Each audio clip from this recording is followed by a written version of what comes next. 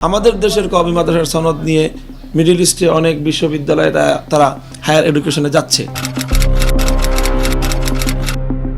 BRAC institute of governance and development বা BIGD সাম্প্রতিক এক গবেষণায় উঠে এসেছে দেশের প্রায় 40,000 কওমি মাদ্রাসায় অধ্যয়নরত অন্তত 70 লাখ শিক্ষার্থীর মধ্যে 75%ই আধুনিক শিক্ষা ও কর্মমুখী দক্ষতার অভাবে বেকার বা আধা বেকার জীবনযাপন করছেন এবং মাত্র 2% কিছু বেশি শিক্ষার্থী আনুষ্ঠানিক চাকরিতে প্রবেশের সুযোগ পাচ্ছেন। বিআইজিডি জরিপ অনুযায়ী কওমি মাদ্রাসা থেকে পাশ করা বিপুল সংখ্যক এই শিক্ষার্থীর 54%ই ছোটখাটো ব্যবসা বা কৃষিকাজে যুক্ত হলেও প্রায় 34% পুরোপুরি বেকার থাকছেন।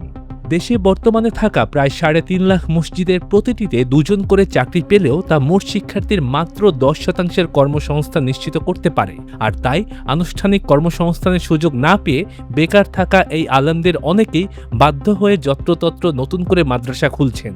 কওমি মাদ্রাসা শিক্ষা বোর্ড বেফাকের তথ্য অনুযায়ী বর্তমানে শুধু তাদের অধীনে নিবন্ধিত মাদ্রাসার সংখ্যা 32,730টি এবং এর বাইরে থাকা প্রতিষ্ঠানগুলো সহ দেশে মোট কওমি মাদ্রাসার সংখ্যা 40,000 ছাড়িয়ে গেছে। বৈশ্বিক পরিসংখ্যানেও বাংলাদেশের এই চিত্র বেশ বিস্ময়কর, কারণ পাকিস্তানে 27,000 মাদ্রাসায় 24 লাখ এবং ভারতে 21,000 প্রতিষ্ঠানে 23 লাখ শিক্ষার্থী পড়াশোনা করলেও সারা বিশ্বের মোট দেওবন্দি ধারার মাদ্রাসার প্রায় 60% শিক্ষার্থী এখন বাংলাদেশে রয়েছেন। ঢাকা বিশ্ববিদ্যালয়ের শিক্ষা ও গবেষণা ইনস্টিটিউটের তথ্য মতে এসব মাদ্রাসার 85% গ্রামাঞ্চলে অবস্থিত এবং 85% শিক্ষার্থী আবাসিক সুবিধায় সেখানে পড়াশোনা করেন, কারণ দারিদ্র্যের কারণে বিনামূল্যে বা অল্প খরচে থাকা খাওয়ার সুবিধা পাওয়ায় নিম্ন আয়ের পরিবারগুলো তাদের সন্তানদের মাদ্রাসায় পাঠান।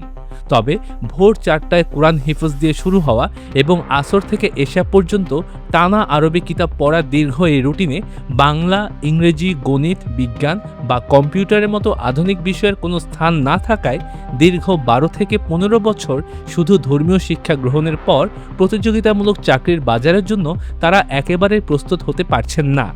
অথচ অষ্টম থেকে চতুর্দশ শতক পর্যন্ত বাগদাদের মুস্তানসিরিয়া মাদ্রাসায় কোরআন শিক্ষার পাশাপাশি গণিত, চিকিৎসা বিজ্ঞান ও জ্যোতির্বিজ্ঞানের মতো বিষয়গুলো বাধ্যতামূলক থাকায় সেখান থেকেই ইবনে সিনা বা আল খাওয়ারিজমির মতো বিশ্ববরেণ্য বিজ্ঞানীরা উঠে এসেছিলেন।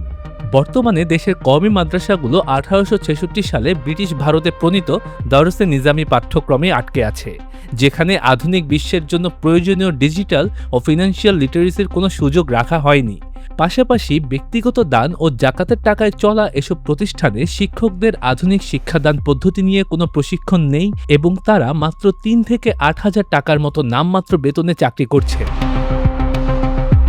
ছোট কক্ষে গাদাগাদি করে থাকা, অপর্যাপ্ত স্যানিটেশন ব্যবস্থা এবং সরকারি নজরদারির অভাবে শিশুদের নিরাপত্তা ঝুঁকি তৈরি হওয়ার পাশাপাশি বছরের বিভিন্ন সময়ে অনুদান বা চামড়া সংগ্রহে শিশুদের ব্যবহার করা হচ্ছে, যা সরাসরি শিশু শ্রমের পর্যায়ে পড়ে।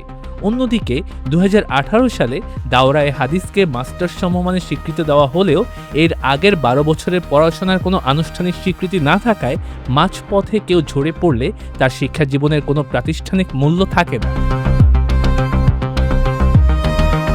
শুধু তাই নয়, সরকারি আলিয়া মাদ্রাসাগুলোতে বিজ্ঞান শিক্ষার সুযোগ থাকলেও মাত্র 25% প্রতিষ্ঠানে বিজ্ঞানাগার থাকায় শিক্ষার্থীরা বিজ্ঞান বিমুখ হয়ে পড়ছেন এবং উন্নত গবেষণার অভাবে বিশ্বমানের ইসলামী বিশ্ববিদ্যালয়গুলোর তালিকায় বাংলাদেশের কোনো নাম নেই।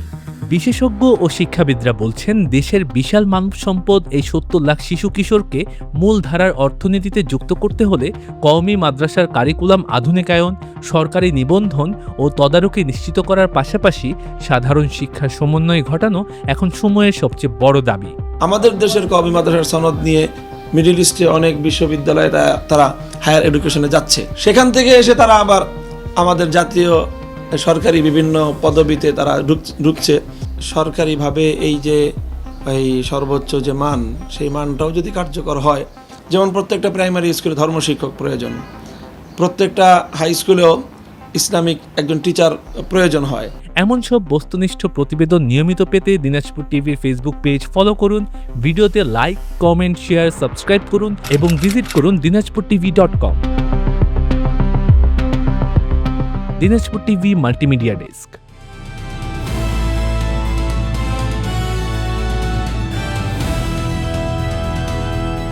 দিনাজপুর টিভি, মানুষের জীবনের কথা বলে।